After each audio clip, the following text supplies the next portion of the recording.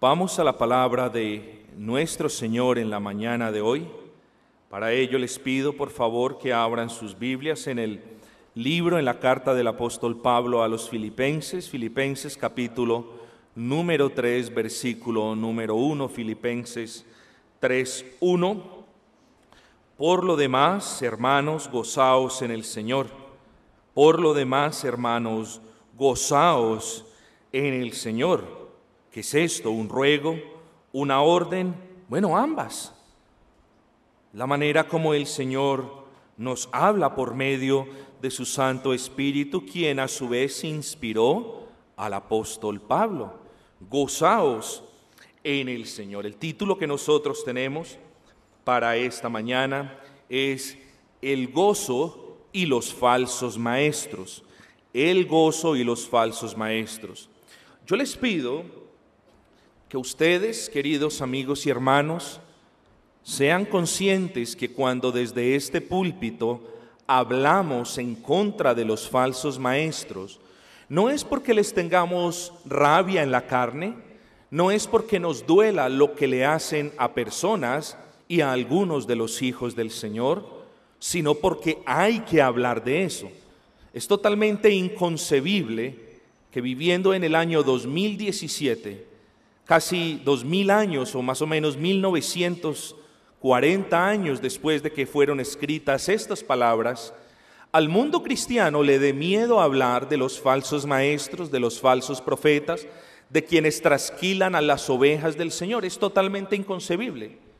Y más inconcebible es que personas que profesan la fe cristiana se enojen porque el pastor habla de los falsos maestros y de los ladrones y de los pillos y de los vándalos que saquean las iglesias. Más inconcebible todavía es eso. Lo hizo Juan el Bautista, lo hizo Cristo, lo hicieron los profetas del Señor en el Antiguo Testamento. Pablo sí que lo hizo y ahora un pastor cristiano ya no lo puede hacer porque ofende a las personas. Bueno, la palabra es la palabra, queridos amigos y hermanos, y no la voy a cambiar. Al ladrón no se le puede llamar justo y al justo no se le puede llamar ladrón. Así que dejemos eso en claro, se los digo en el amor del Señor, es la palabra que toca para el día de hoy. Aquí no se está hablando de los falsos maestros, ni de los ladrones, ni de los que saquean las iglesias o los que se aprovechan de la grey del Señor. Aquí no se está hablando de eso cada 8 días o en cada oportunidad. ¿Cuándo toca? Toca. Esa es la belleza y esa es la maravilla de la predicación expositiva y de exponer todo el consejo de Dios. Pero dejemos eso allí, mis amados hermanos, y enfoquémonos pues a explorar de manera consecutiva, expositiva, estos 3 versículos. Versículo 1, por lo demás, después de haberos dicho eso, hermanos, fíjense, hermanos, tremendo. Claro que eran hermanos, los filipenses eran cristianos, habían abrazado las promesas del Evangelio. Hermanos, gozaos en el Señor. Yo creo que es una de las primeras cosas que debemos dejar en claro. ¿Qué es el gozo cristiano? Bueno, el gozo cristiano les voy a decir primero qué no es. Es necesario comenzar por ahí. El gozo cristiano no es un sentimiento ni un afecto carnal. Es decir, el gozo cristiano no tiene que ver en lo absoluto con cualquier placer en la carne, en lo absoluto. El gozo cristiano no es carnal tampoco, en el sentido en que no es como nuestro gozo que vemos a un familiar o a un ser querido y nos alegramos. Bueno, el gozo cristiano no depende de quién vemos o de qué comemos o de qué es lo que hacemos. Entonces, gozo cristiano no es nada que tenga que ver con el aspecto carnal. Pero gozo cristiano tampoco es un gozo circunstancial. Y eso, queridos hermanos, nos debe quedar muy en claro. El gozo que tiene el cristiano por la gracia de Dios no es circunstancial. En otras palabras, no depende de las circunstancias particulares en las que yo me encuentre en determinado momento de la vida. Las personas del mundo ríen cuando todo les va bien y las personas del mundo lloran y se amargan cuando las cosas no van como ellos quieren. Bueno, nuestro gozo, no depende de las circunstancias en las que nos encontremos. Nuestro gozo tampoco es un gozo sensorial, es decir, no depende, por ejemplo, de que yo me tome una rica sopa o de que yo coma una buena comida y diga, este es el gozo del Señor. ¿Cierto? En nada depende, nada tiene que ver el gozo del Señor con los aspectos sensoriales.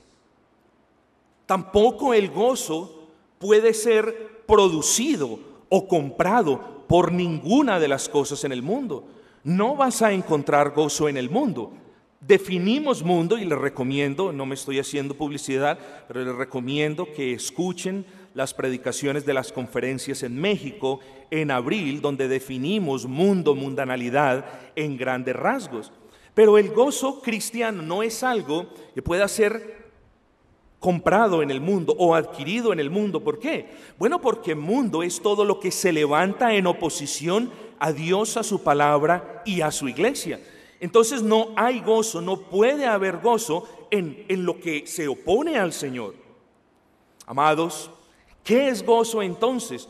Bueno, gozo es algo dado, gozo es algo que nosotros recibimos, gozo es un favor inmerecido, gozo es un fruto del Espíritu Santo, gozo es una gracia. Y lo que les quiero decir al decirles todas estas cosas, o más bien lo que les quiero decir al enumerar estas cosas, es que el gozo nos lo concede Dios.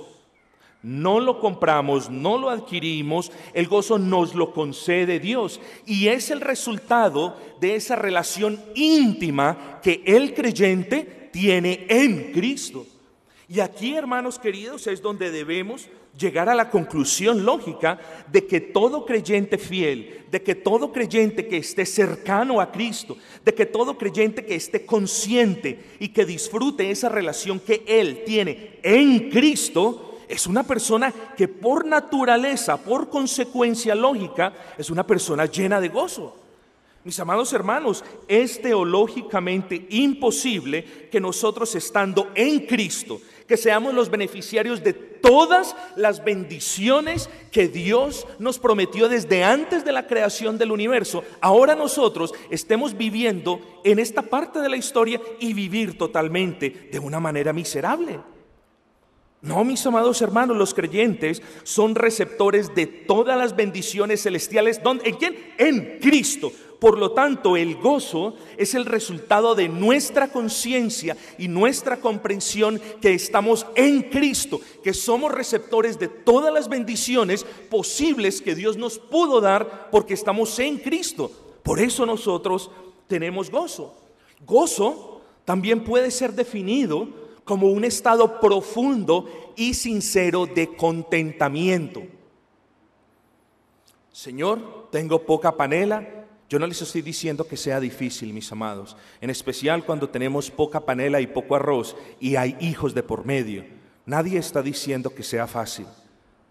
Lo que quiero yo decirles es que el cristiano pide la gracia del Señor para tener contentamiento en cualquier situación en la que se encuentre. Sabiduría, sí, las situaciones que tiene mucho. Discernimiento, sí es que tiene poco. En cualquier momento debemos buscar tener el contentamiento en el Señor. Así que, hermanos queridos, miren lo hermoso del llamado.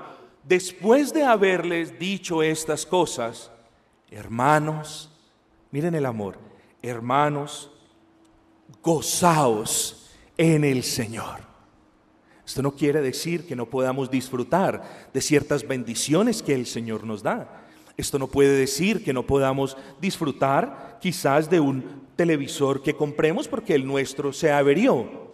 Esto no puede decir que podamos disfrutar de un paseo con nuestras familias. No quiere decir esto. El llamado principal, sin embargo, es a que tú seas consciente de la relación íntima que los cristianos tienen en Cristo y te goces en Él. Él es quien te ha dado vida. Él es quien vino a este mundo infame a pagar los precios que merecía, el precio que merecía tu pecado. Él es quien sufrió en su propio cuerpo allí en la cruz del Calvario por tus delitos. Oh, aun si a ti te hubiese tocado subir a la cruz y ser traspasado y ser horadado y ser escupido, aún así tus pecados pagados allí no hubiesen podido aplacar la ira de Dios, porque tú no fuiste perfecto. Oh, cuánto gozo produce pensar en las verdades de la Escritura. No hay gozo pensando en la fiesta y en la cancioncita de Marcos Witt no hay gozo pensando en eso. Hay gozo pensando en las verdades de la Escritura, y ya vamos a ver más adelante esto.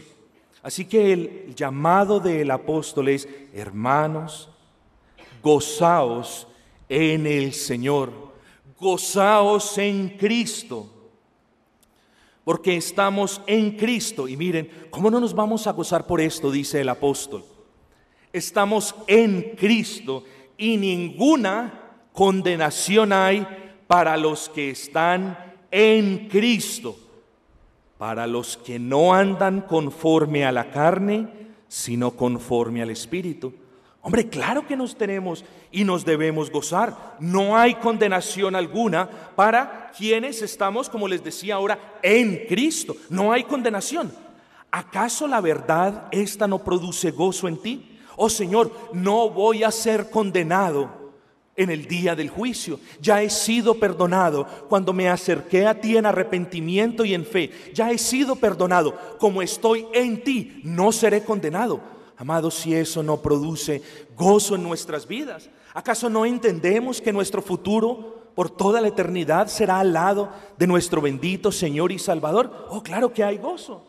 Debemos gozarnos, pueblo del Señor, porque dice la Escritura: nadie. Lo primero es: no hay condenación para los que están en Cristo. Y miren, gocémonos porque nadie, nada ni nadie, dice, nos podrá separar del amor que es en Cristo. ¿Vieron la partícula en? En Cristo. Ahora definíamos el gozo del creyente como la consecuencia natural de nuestra unión a Cristo. Bueno, acabamos de decir, los que estamos en Cristo, no hay condenación para ellos. Y ahora el apóstol repite en Romanos 8:39 de que nada nos podrá separar del amor que es en Cristo. Así que gocémonos porque no hay condenación para nosotros. Gocémonos, querido pueblo del Señor, porque estamos en Cristo y nadie nos va a separar de su amor.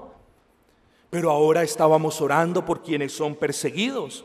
Ahora estábamos orando por quienes son lacerados, por quienes son humillados, por quienes son robados, ultrajados y asesinados.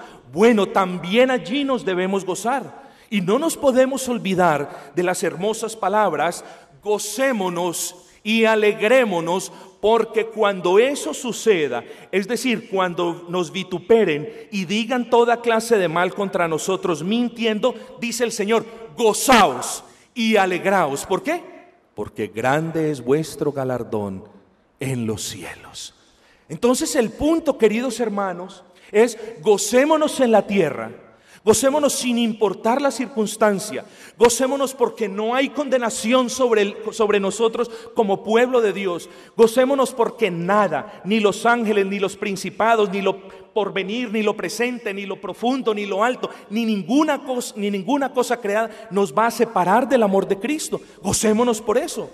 Pero si en la providencia del Señor, mis queridos amigos y hermanos, nos toca sufrir por Cristo, no sufrir por nuestros pecados, sino que nos toca sufrir por Cristo, el llamado también de parte del Señor es a gozarnos. Gozaos y alegraos, porque vuestro galardón es grande. Así que tenemos motivos para gozarnos en el Señor. Pero ¿cómo así? Bueno, les voy a enumerar más. Si estos argumentos no han sido suficientes, les voy a enumerar más. ¿No nos gozaremos quienes hemos sido circuncidados en el corazón? ¿No nos gozaremos nosotros en quien el Espíritu Santo ha entrado y ha hecho el milagro más grande sobre toda la tierra, que es convertir un corazón de piedra en un corazón de carne? ¿Acaso no te acuerdas las veces que con tu pecado amancillabas el nombre del Señor? ¿Acaso no te acuerdas las innumerables veces de tus vulgaridades, de tus burlas y de tu vituperio en contra del Salvador? Bien, has sido perdonado de eso. Ahora estamos en Cristo, ahora tenemos vida. Estábamos muertos, condenados hacia el infierno, bajo un pacto de obras, donde teníamos que presentar una obediencia perfecta. Bueno, ahora no, mis amados. Ahora somos beneficiarios del pacto eterno. Ahora Cristo ha cumplido las demandas de la ley por nosotros. ¿Eso no es motivo para gozarnos? Claro que lo es. Y no solamente hemos sido circuncidados en el corazón, nuestros pecados han sido perdonados.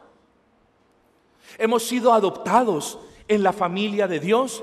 Recibimos la gracia a diario, bueno, quienes la pedimos, para santificarnos, para apartarnos más y más del pecado. Y el Señor mismo nos ha prometido y nos promete una y otra vez en la Escritura que seremos glorificados. Este pensamiento no cabe quizás en nuestras mentes.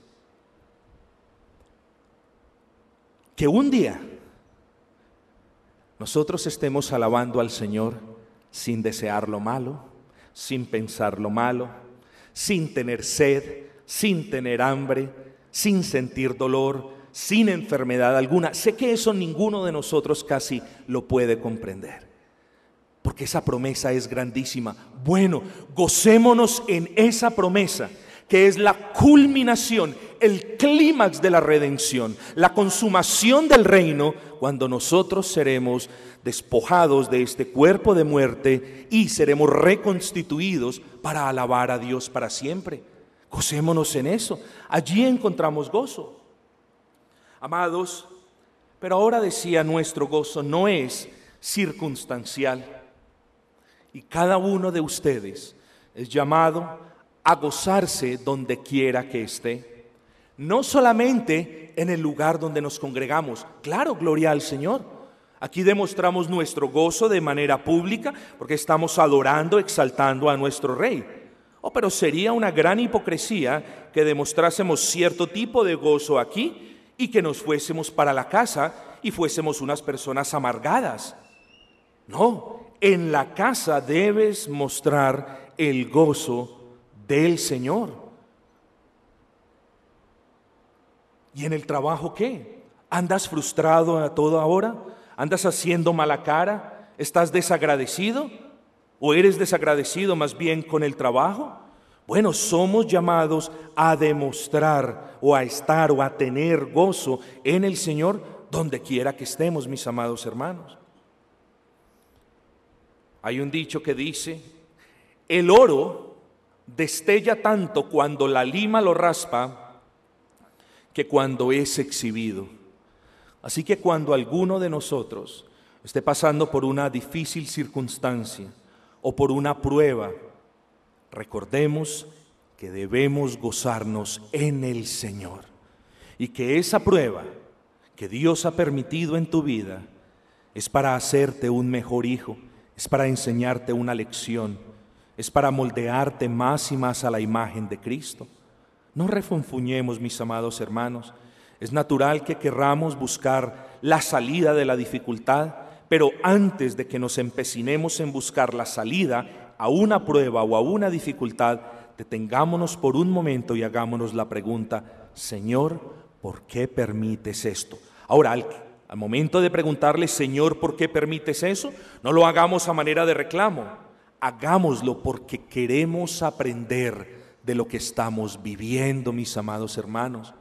No dejemos pasar una enfermedad sin entender que son métodos también de santificación que el Señor usa en nosotros. No dejemos pasar quizás una época de carencia sin comprender que debemos estar pegados de la promesa y de la provisión de Dios. Así que en todos estos momentos, mis amados hermanos, cuando hay escasez, cuando hay abundancia, cuando hay dolor, cuando hay alivio, en todos estos momentos el llamado es a que nos gocemos en el Señor. Versículo 1: por lo demás, hermanos, gozaos en el Señor. Fíjense lo que viene a continuación. a mí no me es molesto el escribiros las mismas cosas, y para vosotros es seguro. Ahora, ¿qué era seguro para los filipenses? Para los filipenses y para todos nosotros como creyentes, gozarnos en el Señor es algo provechoso para nuestras almas y cosa que glorifica grandemente a nuestro buen Señor. Por eso el apóstol los llama a ellos y de paso nos llama a nosotros el día de hoy a gozarnos en el Señor. Eso quedó claro. Pero había un asunto, había algo más en la mente del apóstol Pablo y también que era de provecho para los filipenses. Presten atención, había algo más en la mente del apóstol Pablo y que también era de provecho para ellos. Y es esto: los filipenses se debían cuidar de quienes, haciéndose llamar cristianos, esparcen doctrinas nocivas o dañinas y contrarias al Evangelio. El apóstol Pablo les advierte que nosotros nos deberíamos apartar de estas personas y cuidarnos de estas doctrinas. Y en el caso de los filipenses, nada más y nada menos, eran los judaizantes. Ese era el caso, ese era el problema. Ahora, los judaizantes fueron un problema recurrente en la iglesia del Nuevo Testamento. De manera breve, definimos quiénes eran los judaizantes. Ahora, en este mundo posmoderno, donde tú ya no puedes separarte de alguien que anda en desobediencia, bueno, lo hacen las iglesias desobedientes, pero donde tú ya las personas le tienen miedo a decir las cosas como son: blanco, blanco, café, café, negro, negro. Las personas no quieren, mejor grisecito, para que esta parte no se ofenda ni esta tampoco. En este mundo, las personas tienen la idea de que los judaizantes, y tenemos judaizantes en la actualidad, las personas dicen que los judaizantes simplemente eran cristianos que todavía practicaban algunas cosas de la ley ceremonial. Mis amados, no es así. Yo les quiero dejar en claro eso. Los judaizantes no son cristianos. Ya les voy a decir por qué. La evidencia de la Escritura, de principio, o más bien, en todo el Nuevo Testamento, testifican de que los judaizantes eran simplemente personas que concordaban con algunas de las doctrinas neotestamentarias o que habían profesado su fe en Cristo, pero al mismo tiempo continuaban practicando sus ritos, no dejando de lado el ceremonialismo judío. ¿Entendieron el punto?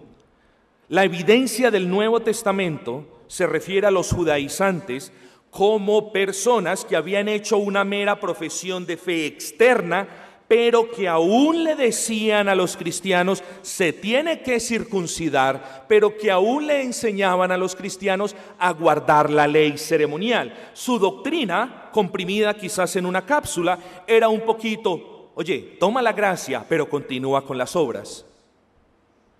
Entiendan el punto. Entonces Pablo dice: a mí no me es molesto el escribiros las mismas cosas, y para vosotros es seguro. ¿Qué cosas eran convenientes para los filipenses?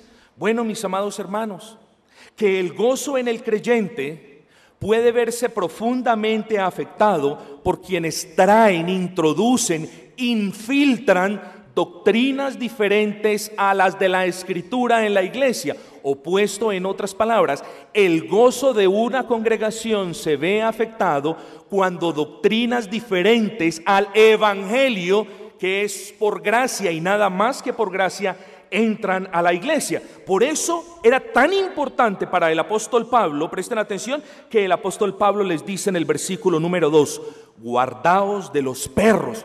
Tremenda palabra, fuerte palabra. Guardaos de los perros, guardaos de los malos obreros, guardados de los mutiladores del cuerpo. ¿Qué sucedía? Era una advertencia del apóstol Pablo para con los falsos hermanos que se hacían ver como hermanos en las congregaciones, diciendo yo también creo en Jesús, yo también adoro al Mesías, pero que de manera infiltrada estaban incitando a las personas a continuar practicando el ceremonialismo judío. Bueno, no, mis amados hermanos, es por gracia o es por obras. No puedes tener el ceremonialismo judío al mismo tiempo que has puesto tu confianza en Cristo, porque Cristo fue la consumación del ceremonialismo judío. Nos ha hecho libres de ese ceremonialismo. Por lo tanto, ¿cuál es el punto de volver atrás y volverlo a incorporar a nuestra vida, a nuestras prácticas? Entonces, este era el problema de los filipenses. Pero presten atención, es una atención triple: guardaos de los perros. Se los leo. Éxodo 22:31 me dice: y seréis varones santos, no comeréis carne destrozada por las fieras en el campo, a los perros la echaréis.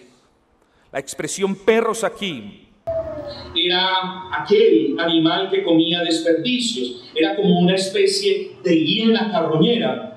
Bueno, hiena carroñera, eso es como una redundancia, ¿cierto? Pero de cualquier manera eran animales que solamente comían cosas putrefactas. Eran animales astutos. Bueno, las hienas son astutos, oportunistas y peligrosos. Lo mismo eran los judaizantes, queridos hermanos. Personas astutas, estaban esperando a que el apóstol Pablo se marchara de Filipos para ellos venir con sus falsas enseñanzas muy peligrosas, predadores, oportunistas, peligrosos. Dice Pablo: guardaos de los perros, haciendo referencia, escuchen, haciendo referencia a los profesantes de la fe cristiana que no eran cristianos, haciendo referencia a los falsos maestros, a los judaizantes. Y yo también les digo a ustedes: guárdense de todos aquellos que, profesando la fe en Cristo, traen doctrinas extrañas y quieren infiltrar de manera sutil doctrinas extrañas. Cuando usted va al campo o va al desierto y se atraviesa con una hiena, ni modo de decirle corra, porque lo va a alcanzar. Y ni modo de darle con un palito, porque cuando las hienas andan en manada. Lo van a destrozar. No crean que los falsos maestros, ni los que trasquilan las ovejas, no crean que ellos van a tener misericordia de usted. Ellos van por algo que usted tiene y que ellos quieren. No van a tener misericordia de su alma. Guardaos de los perros. Guardaos, le dice Pablo a los filipenses, de los malos obreros.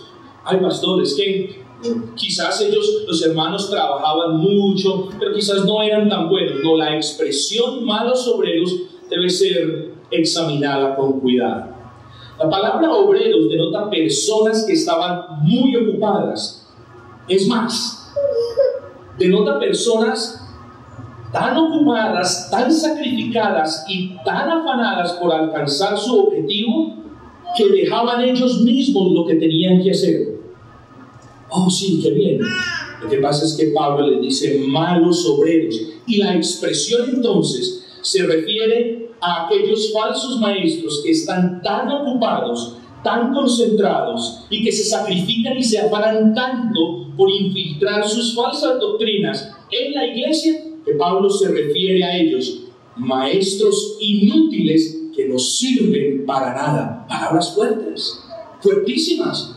En primera instancia los llaman perros de una manera despectiva, porque son perros carroñeros que quieren arrasar con la iglesia.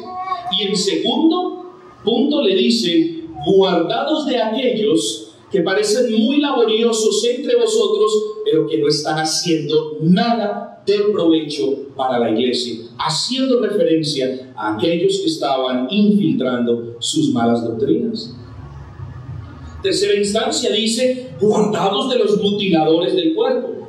De una manera totalmente despectiva, está haciendo referencia a los de la circuncisión, a estos judaizantes que decían que de cualquier manera los cristianos, quienes habían puesto su confianza en Cristo, deberían cortarse el exceso de carne en el prepucio, operación a la que se llama circuncisión. Entonces era como: oye, este es el Evangelio. Cristo vino a este mundo, murió por tus pecados, te exoneró de la culpa de haber violado la ley, pero también tienes que seguir con la ley ceremonial, ¿cierto?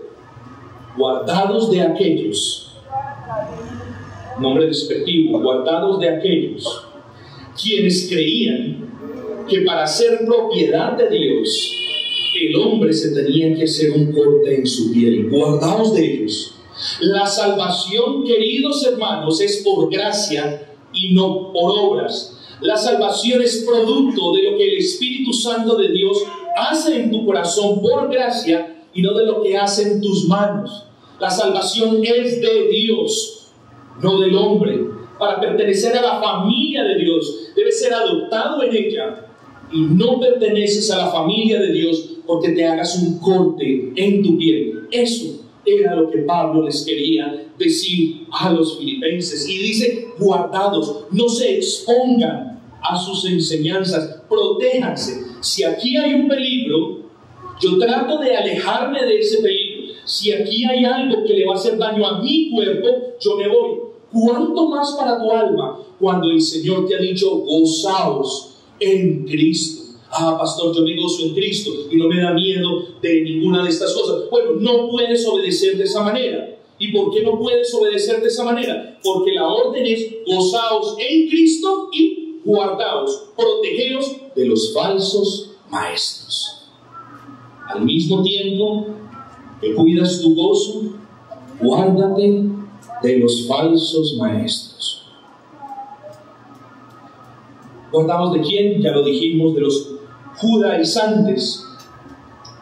Iglesia querida, guárdense de los falsos maestros que rodean nuestras casas, nuestros trabajos y todos los lugares donde nosotros vamos. Guárdense de los judaizantes modernos, que quizás, no estoy muy bien enterado, pero quizás no obligan a circuncidarse, pero sí obligan a guardar la ley ceremonial para justificación. Ese no es el Evangelio, queridos hermanos. Guárdense de los pentecostales, unicitarios en especial, quienes quieren regular la vestimenta de las mujeres.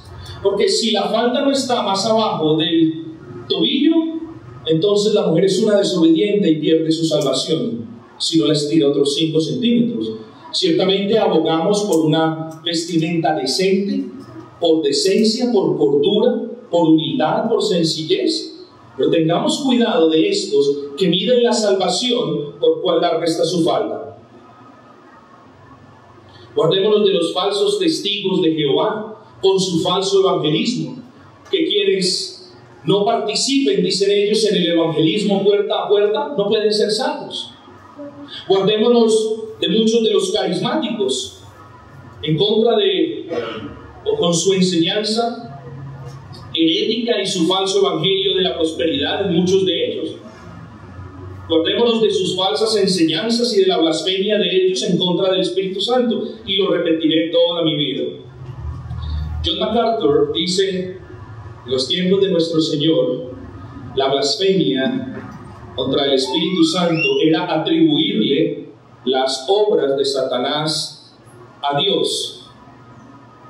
Y en los tiempos modernos, en este desorden, en este caos carismático en el que vivimos, John MacArthur entonces dice: y ahora las obras del demonio se las atribuyen a Dios. Tengamos cuidado con esas cosas, mis amados hermanos. Tengamos cuidado de los adventistas del séptimo día, con su falso evangelio, con su cumplimiento de ley para justificación. Se parecen tanto a nosotros, pero difieren tanto de nosotros. Se parecen tanto porque aman la ley moral del Señor, se parecen tanto por muchas otras cuestiones, pero distamos lenguas de ellos en otras cosas, en especial porque ellos dicen: para la salvación tiene que cumplir usted la ley del Señor. Bueno, ¿dónde está la gracia?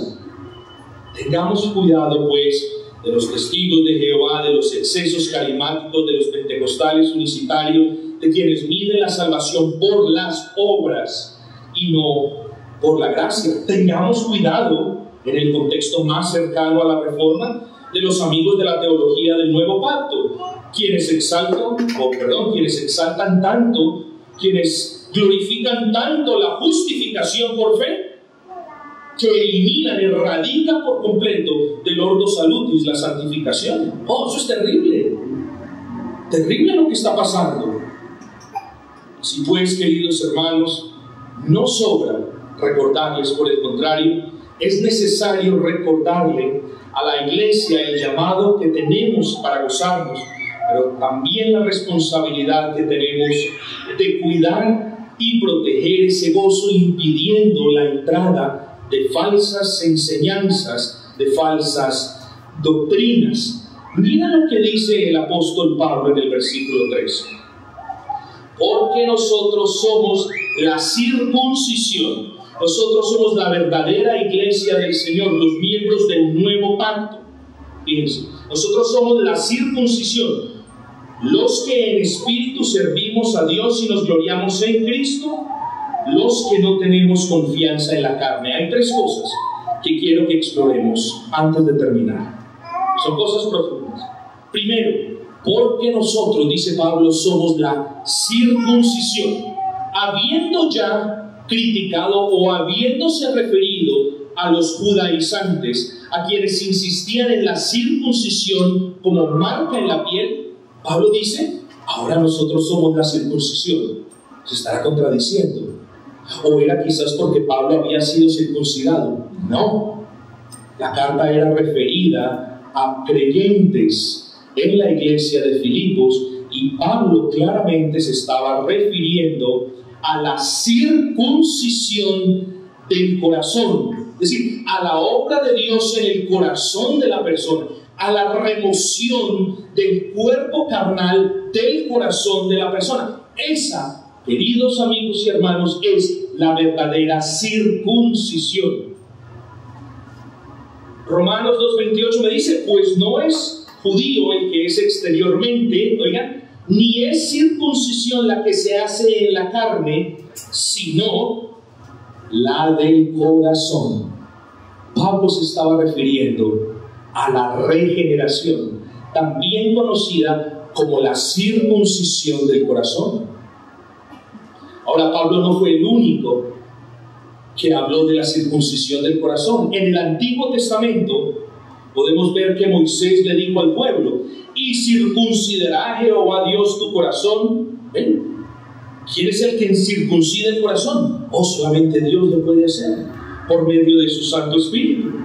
De esta manera entonces afirmamos, esto es importante porque venimos a un punto más importante, de esta manera afirmamos que los de la verdadera circuncisión, las palabras del apóstol Pablo, son aquellas personas que son distinguidas de los demás, no por lo que hacen sus propias manos o por lo que dicen sus propios labios, sino por lo que Dios ha hecho con y por medio de su Santo Espíritu. Palabras más o palabras menos, queridos hermanos, nosotros, los que hemos creído en Cristo por la gracia de Dios, somos los de la verdadera circuncisión.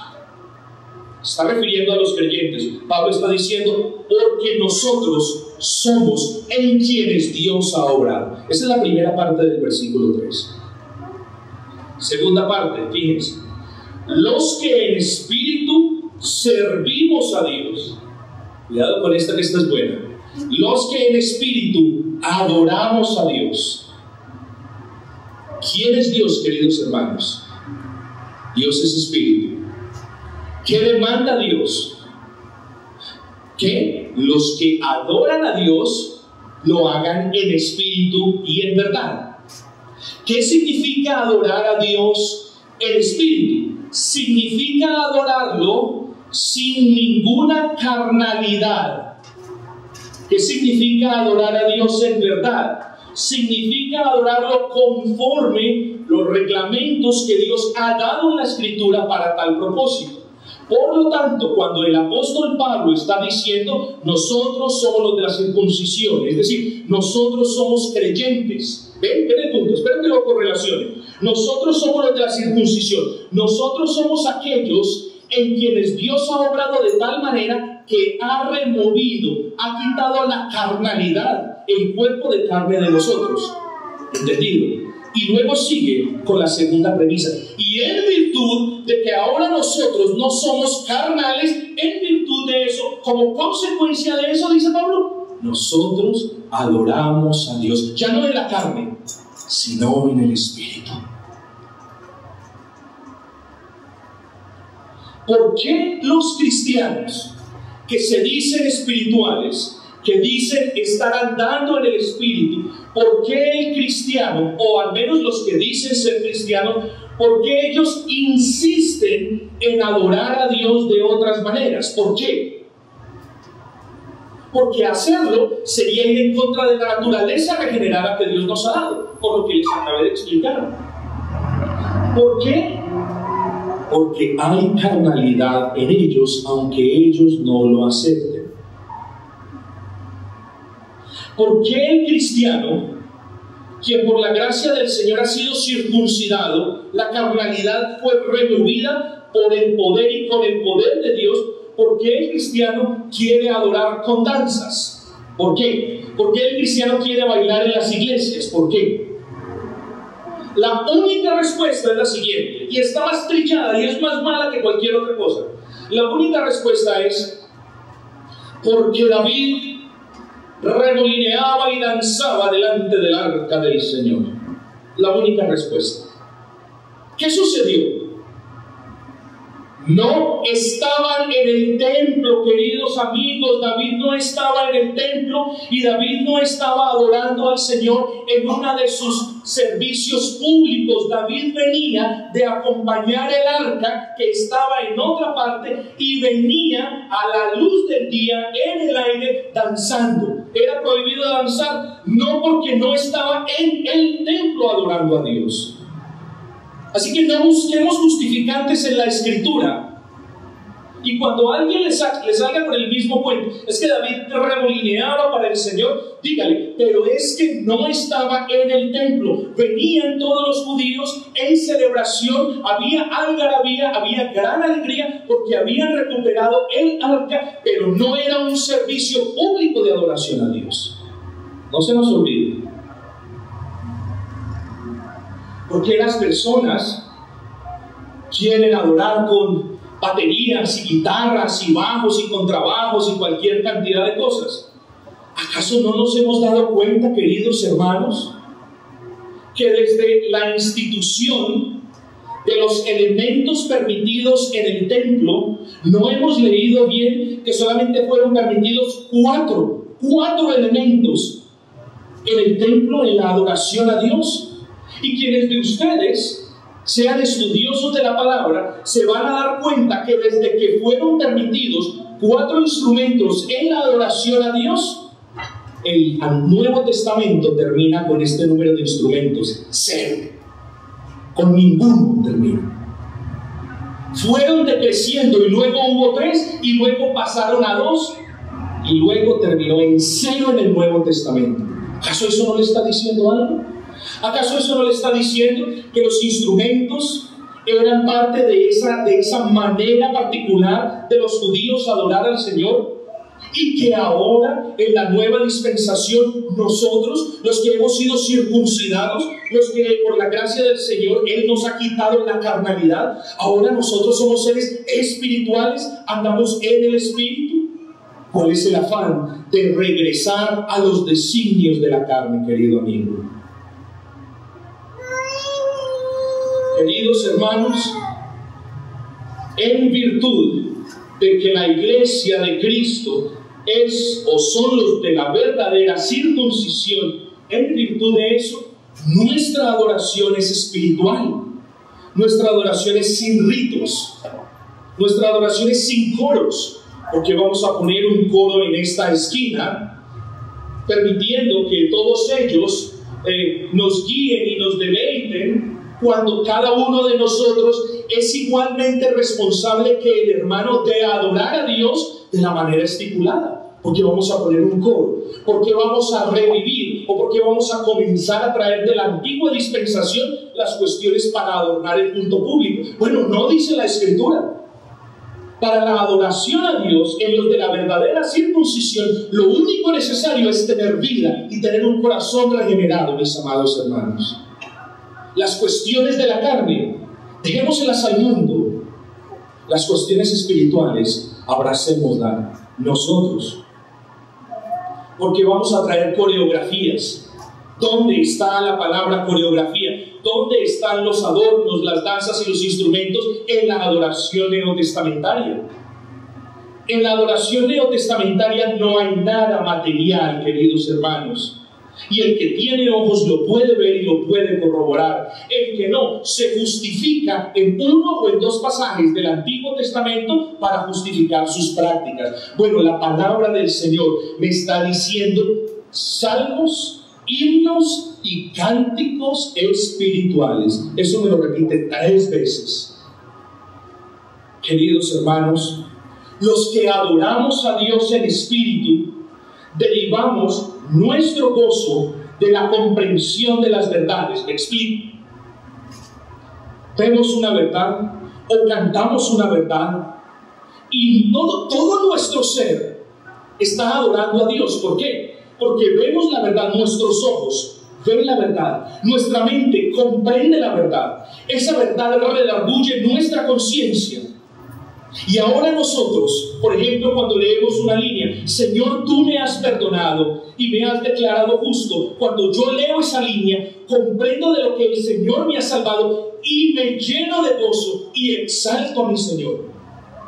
Pero recuerden, en la adoración espiritual, primero viene la comprensión de las verdades que cantamos y luego el gozo. Entonces, primero juega un papel importante la mente, la razón, y después nosotros articulamos ese agradecimiento de una manera audible. Gloria al Señor. En la adoración carismática, en la gran mayoría de ella, en la adoración carismática, su base es el ritmo, su base son las luces, su base es la manipulación carnal.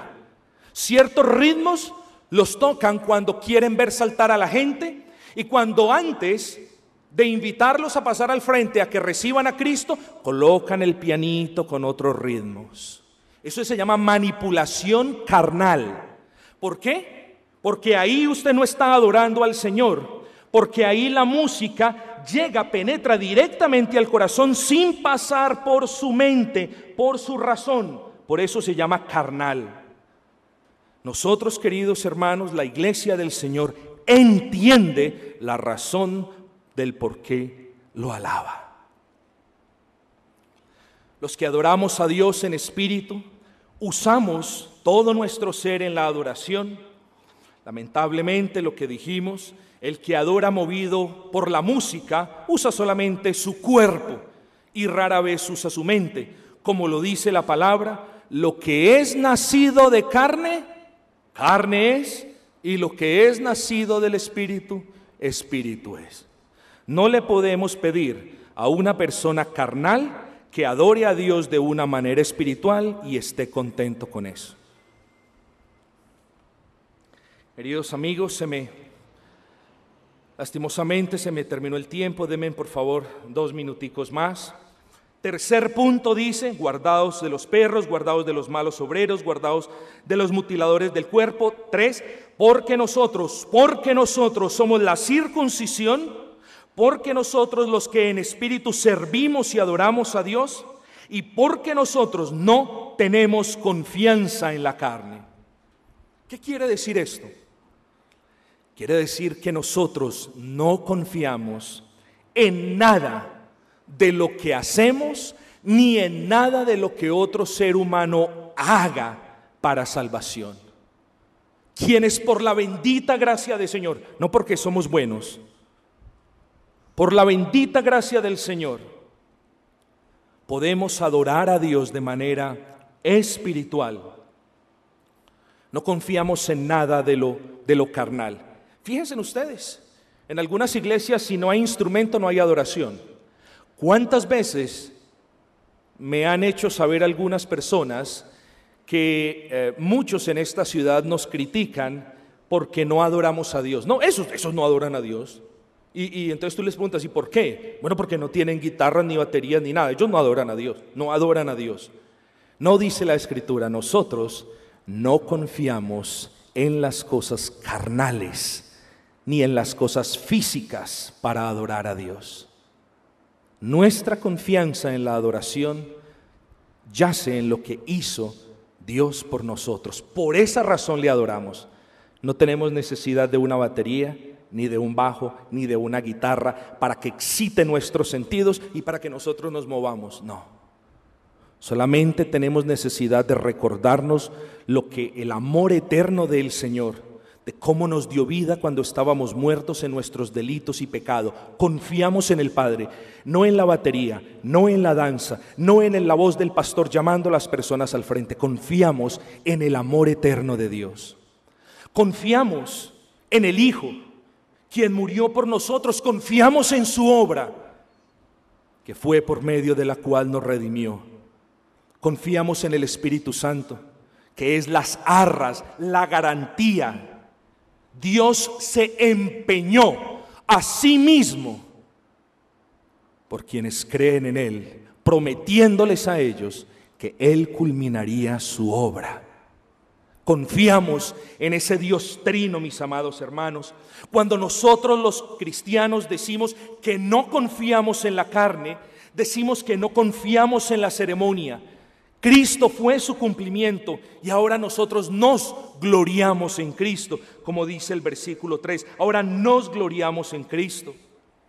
Pero también, queridos hermanos, cuando como cristianos decimos que no confiamos en la carne, también damos a entender que nosotros somos conscientes de cuán engañoso es nuestro corazón. Así que el creyente no confía en el testimonio de su propio corazón, porque si nosotros confiamos en el testimonio del corazón, la perversidad que aún hay en él nos dice, no, tú estás bien, no pasa nada contigo. No, queridos amigos, nosotros confiamos en el testimonio de la palabra del Señor, quien por el contrario dice, engañoso y perverso es el corazón del hombre más que todas las cosas. Dice la Escritura, maldito, maldito el varón, el hombre, la mujer, el niño que confía en otro hombre para salvación. Pero bendito todo aquel que confía en Jehová, su Señor.